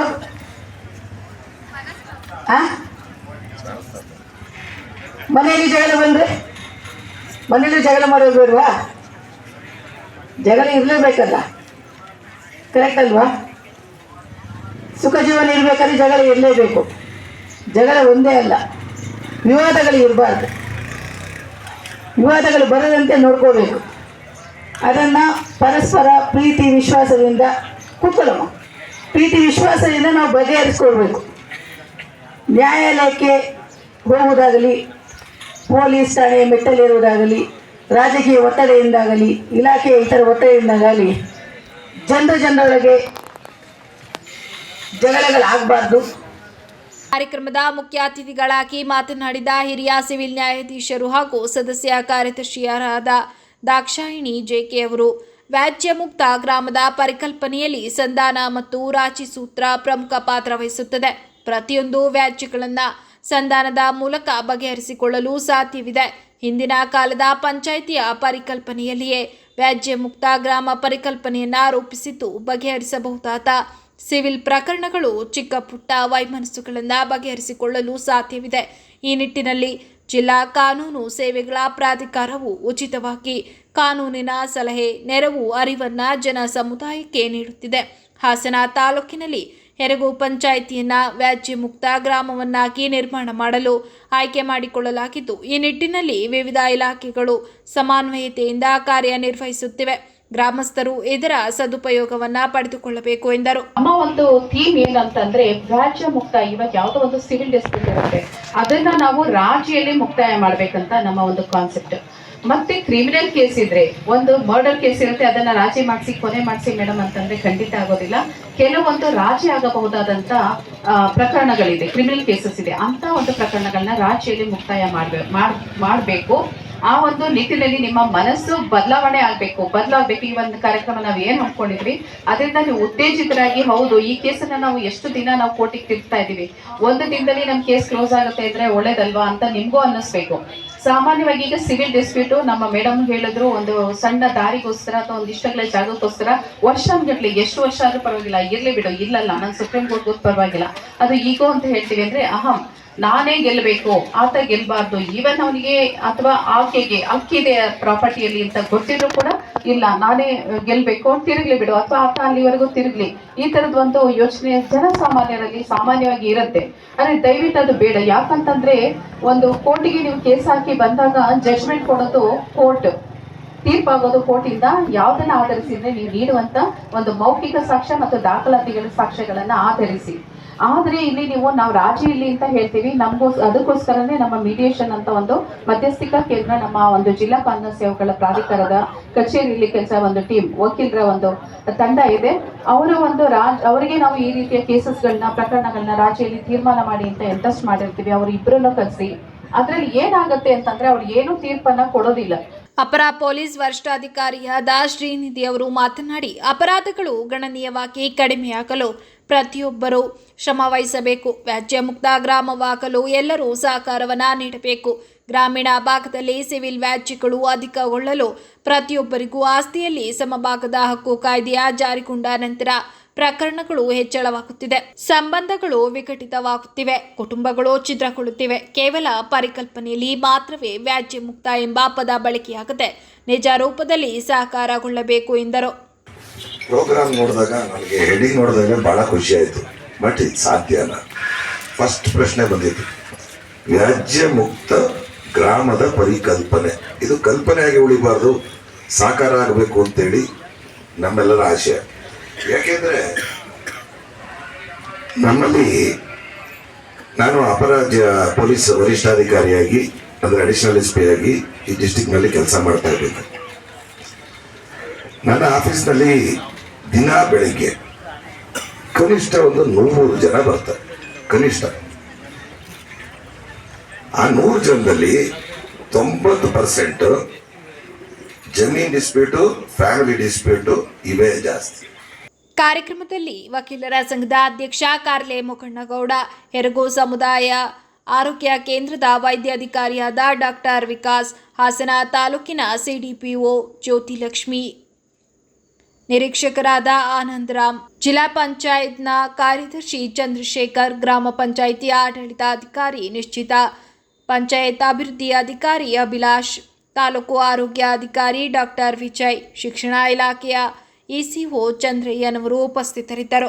ಸಂಗೀತದ ಮೂಲಕ ಸಮಾಜಮುಖಿ ಸೇವೆಗೆ ಕೈಜೋಡಿಸುವ ಉದ್ದೇಶದಿಂದ ಬ್ರಾಹ್ಮಣ ಯುವಜನ ಸಮಾಜದ ವತಿಯಿಂದ ವಿಶೇಷ ಚೇತನ ಮಕ್ಕಳ ನೆರವಿಗಾಗಿ ಆಗಸ್ಟ್ 29ರಂದು ಹಾಸನ ನಗರದ ಹಾಸನಾಂಬ ಕಲಾಕ್ಷೇತ್ರದಲ್ಲಿ ಫ್ಯೂಷನ್ ಮ್ಯೂಸಿಕಲ್ ರಸಸಂಜೆ ವಿನೂತನ ಸಂಗೀತ ಕಾರ್ಯಕ್ರಮವನ್ನು ಆಯೋಜಿಸಲಾಗಿದೆ ಎಂದು ಬ್ರಾಹ್ಮಣ ಯುವಜನ ಸಮಾಜದ ಅಧ್ಯಕ್ಷ ಈಶಾ ತಿಳಿಸಿದರು. ಪತ್ರಿಕಾಗೋಷ್ಠಿಯಲ್ಲಿ ಮಾತನಾಡಿದ ಅವರು, ಸಂಗೀತಾಸಕ್ತರಿಗೆ ವಿಭಿನ್ನ ಅನುಭವ ನೀಡುವುದರ ಜೊತೆಗೆ ವಿಶೇಷ ಚೇತನ ಮಕ್ಕಳ ಭವಿಷ್ಯಕ್ಕೆ ನೆರವಾಗುವ ಉದ್ದೇಶದಿಂದ ಈ ಕಾರ್ಯಕ್ರಮವನ್ನು ರೂಪಿಸಲಾಗಿದೆ. ಬೆಂಗಳೂರು ಕರ್ನಾಟಕ ತಂಡದಿಂದ ಸಂಗೀತ ಕಾರ್ಯಕ್ರಮ ನಡೆಯಲಿದ್ದು, ಶಾಸ್ತ್ರೀಯ ಹಾಗೂ ಪಾಶ್ಚಾತ್ಯ ಸಂಗೀತದ ಸಮ್ಮಿಲನ ಮೂಲಕ ಫ್ಯೂಷನ್ ಸಂಗೀತದ ರಸದೌತಣ ನೀಡಲಾಗುವುದು ಎಂದರು. ಆಗಸ್ಟ್ 29ರಂದು ಶನಿವಾರ ಸಂಜೆ 5:30ರಿಂದ ರಾತ್ರಿ 8:30ರವರೆಗೆ ಹಾಸನಾಂಬ ಕಲಾಕ್ಷೇತ್ರದಲ್ಲಿ ಸಂಗೀತ ಕಾರ್ಯಕ್ರಮ ನಡೆಯಲಿದ್ದು, ವಿವಿಧ ವಾದ್ಯಗಳ ಸಂಗೀತ, ಗಾಯನ ಹಾಗೂ ಶಾಸ್ತ್ರೀಯ ಮತ್ತು ಪಾಶ್ಚಾತ್ಯ ಸಂಗೀತದ ಸಂಯೋಜನೆಯೊಂದಿಗೆ ಕಾರ್ಯಕ್ರಮ ಮೂಡಿಬರಲಿದ್ದು, ಹಾಸನದ ಸಂಗೀತ ಪ್ರಿಯರಿಗೆ ಇದು ಹೊಸ ಅನುಭವ ನೀಡಲಿದೆ ಎಂದರು. ಇದೇ ತಿಂಗಳು ಆಗಸ್ಟ್ 29ನೇ ತಾರೀಕು ಶನಿವಾರ ಕಲಾಭವನದಲ್ಲಿ ನಾವೊಂದು ಮ್ಯೂಸಿಕಲ್ ಪ್ರೋಗ್ರಾಮ್ ಮಾಡ್ತಾ ಇದ್ದೀವಿ. ಏನಕ್ಕಪ್ಪ ಇದು ಮ್ಯೂಸಿಕಲ್ ಪ್ರೋಗ್ರಾಮ್? ಸಿಂಪಲ್ ಭಾಷೆಯಲ್ಲಿ ಹೇಳ್ಬೇಕು ಅಂದ್ರೆ ಒಂದು ಆರ್ಕೆಸ್ಟ್ರಾ ಕಾರ್ಯಕ್ರಮ ಅಂತ ಹೇಳ್ತೀವಿ. ಯಾಕೆ ಆರ್ಕೆಸ್ಟ್ರಾ ಮಾಡ್ತಾ ಇದೀವಿ? ಗಣಪತಿ ಬರ್ತಾ ಇದೆ ಅದಕ್ಕೇನಾರ ಮಾಡ್ತಾ ಇದೀವ ಅಂತ? ಖಂಡಿತ ಅಲ್ಲ. ನಮ್ಮ ಪದಾಧಿಕಾರಿಗಳು ಸಾಮಾಜಿಕ ಕಳಕಳಿಯಿಂದ ಒಂದು ಕೆಲಸ ಮಾಡ್ಬೇಕು ಅಂತ ಯೋಚಿಸಿದಾಗ ಅಂಗವಿಕಲರಿಗೆ ಅಥವಾ ಬುದ್ಧಿಮಾಂದ್ಯ ಮಕ್ಕಳಿಗೆ ಆ ತರ ಒಂದು ನಿಟ್ಟಿನಲ್ಲಿ ಏನಾರ ಒಂದು ಸೇವೆ ಮಾಡ್ಬೇಕು ಅಂತ ನಾವು ಕೆಲವು ಸಂಸ್ಥೆಗಳನ್ನ ನೋಡಿದ್ವಿ. ಅದರಲ್ಲಿ ನಾವು ಪರಿಶೀಲನೆ ಮಾಡಿದಾಗ ಹಾಸನದಲ್ಲೇ ಒಂದು ಸಾಧ್ಯ ವಸತಿ ವಿಶೇಷ ಚೇತನ ಮಕ್ಕಳ ಶಾಲೆ ಇದೆ ಅಂತ ಗೊತ್ತಾಯ್ತು. ಆ ಒಂದು ಶಾಲೆಗೆ ನಮ್ಮ ಟೀಮ್ ಎಲ್ಲ ಹೋಗಿ ಭೇಟಿ ಮಾಡಿ ಏನಿದೆ ಇಲ್ಲಿ ನಿಜವಾಗ್ಲೂ ಅವ್ರಿಗೆ ಅವಶ್ಯಕತೆ ಇದೆಯಾ, ಅಲ್ಲಿ ಮಕ್ಳುಗಳು ಏನಾರ ತೊಂದರೆ ಅನುಭವಿಸ್ತಾ ಇದಾರ ಅಂತ ನಾವೆಲ್ಲ ಒಂದು ಕಂಪ್ಲೀಟ್ ಆಗಿ ಅಲ್ಲಿನ ವಾತಾವರಣವನ್ನ ಅರ್ಥಾಗ ನಮ್ಮ ಗಮನಕ್ಕೆ ಕೆಲವು ವಿಚಾರಗಳು ಬಂತು. ಅಲ್ಲಿ ಏನು ಅಂತಂದ್ರೆ ನಮ್ಮ ಇದೇ ಸಾಲ್ಗಾಮೆ ರೋಡ್ ಬೆಸ್ಕಾಂ ಆಫೀಸ್ ಏನಿದೆ ಅದರಿಂದ ಅಂದ್ರೆ ನ್ಯೂ ಟ್ರೆಜರಿ ಆಫೀಸ್ ಎದುರುಗಡೆ ಈ ಬಿಲ್ಡಿಂಗ್ ಇದೆ. ಜನ ಕಲ್ಯಾಣ ವಸತಿಯಿಂದ ಅವರು ಬಾಡಿಗೆ ಪಡೆದಿದ್ದಾರೆ ಈಗ ಸದ್ಯಕ್ಕೆ ಸಾಧ್ಯ ವಸತಿ ಶಾಲೆಯವರು. ಪ್ರತಿ ತಿಂಗಳಿಗೆ 75,000 ಬಾಡಿಗೆ ಕೊಟ್ಟು 120 ಮಕ್ಕಳನ್ನ ಅಲ್ಲಿ ಪೋಷಿಸ್ತಾ ಇದ್ದಾರೆ. ಇವರೆಲ್ಲರೂ ಹೇಗೆ ಅಂದ್ರೆ ಮೆಂಟಲಿ ರಿಟಾರ್ಡೆಡ್ ಮತ್ತೆ ಫಿಸಿಕಲಿ ಹ್ಯಾಂಡಿಕ್ಯಾಪ್ ಮಕ್ಕಳು. ಅಲ್ಲಿ 120 ಮಕ್ಕಳಲ್ಲಿ 25 ಹೆಣ್ಮಕ್ಳು ಕೂಡ ಇದ್ದಾರೆ. 6 ವರ್ಷದಿಂದ 25 ವರ್ಷದ ತನಕ ಮಕ್ಕಳುಗಳಿದ್ದಾರೆ. ಇಲ್ಲಿ 60 ಜನ ಪೋಷಕರು ಬೆಳಗ್ಗೆ 10 ಗಂಟೆಗೆ ಕರ್ಕೊಂಡು ಬಂದು ಮಧ್ಯಾಹ್ನ 2 ಗಂಟೆಗೆ ಅವ್ರವ್ರ ಮನೆಗೆ ಅವ್ರ ಮಕ್ಕಳು ಕರ್ಕೊಂಡು ಹೋಗ್ತಾರೆ. ಪತ್ರಿಕಾಗೋಷ್ಠಿಯಲ್ಲಿ ಬ್ರಾಹ್ಮಣ ಯುವಜನ ಸಮಾಜದ ಜಂಟಿ ಕಾರ್ಯದರ್ಶಿ ಪೂಜಾ ರಘುನಂದನ್, ಖಜಾಂಚಿ ನಾಗೇಂದ್ರ, ಉಪಾಧ್ಯಕ್ಷೆ ವಿದ್ಯಾ ಜಗದೀಶ್, ಪದಾಧಿಕಾರಿಗಳಾದ ಸುಮಂತ್, ಯಶವಂತ್, ರೂಪಾ ಮುರಳಿ ಸೇರಿದಂತೆ ಇತರರು ಉಪಸ್ಥಿತರಿದ್ದರು. ಈಗ ಮತ್ತೊಮ್ಮೆ ಹೆಡ್ಲೈನ್.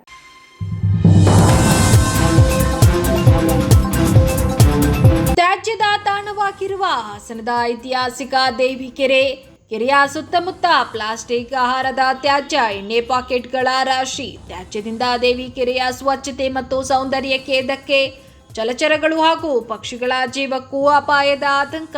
ತ್ಯಾಜ್ಯ ಎಸೆಯುವವರ ವಿರುದ್ಧ ಕಠಿಣ ಕ್ರಮಕ್ಕೆ ಸಾರ್ವಜನಿಕರ ಆಗ್ರಹ. ನೈಸ್ ಯೋಜನೆಯಲ್ಲಿ ರೈತರಿಗೆ ಅನ್ಯಾಯವಾಗಿದೆ ಎಂದು ಕೇಂದ್ರ ಸಚಿವ ಎಚ್.ಡಿ. ಕುಮಾರಸ್ವಾಮಿ ಆರೋಪ. ರೈತರ ಭೂಮಿ ಪಡೆದು 20 ವರ್ಷವಾದರೂ ಅನೇಕರಿಗೆ ಸೂಕ್ತ ಪರಿಹಾರ ಸಿಕ್ಕಿಲ್ಲ ಎಂದು ಆಕ್ರೋಶ. ನೈಸ್ ಯೋಜನೆಯ ಒಪ್ಪಂದದ ಸಂಪೂರ್ಣ ವಿವರವನ್ನು ಸಾರ್ವಜನಿಕರ ಮುಂದೆ ಇಡಲು ಆಗ್ರಹ.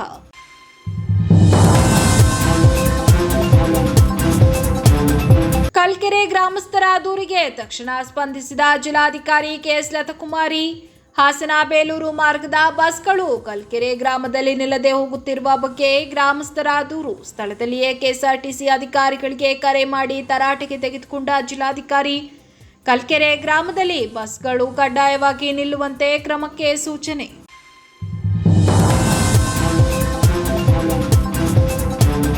ಇದಿಷ್ಟು ಈವರೆಗಿನ ಪ್ರಮುಖ ಸುದ್ದಿಗಳು. ಸಮಗ್ರ ಸುದ್ದಿಗಳಿಗಾಗಿ ನೋಡ್ತಾ ಇರಿ ಪಬ್ಲಿಕ್ ಎಕ್ಸ್‌ಪ್ರೆಸ್ ಕನ್ನಡ. ಪಯಣ ನಿಮ್ಮೊಂದಿಗೆ.